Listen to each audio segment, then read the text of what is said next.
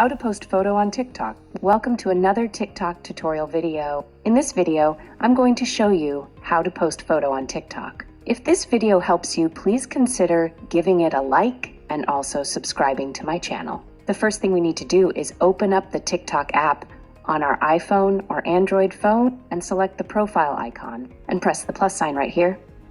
And then you'll get access to your camera. This is my front-facing camera here.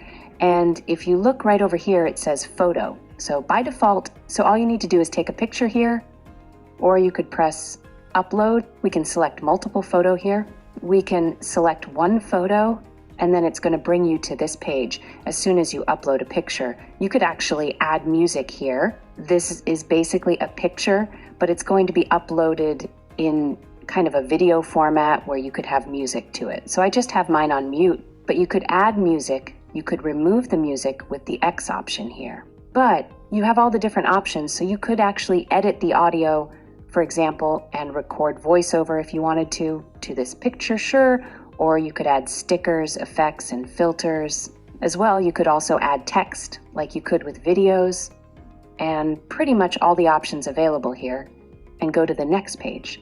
And this one allows you to actually describe your post, just like a video.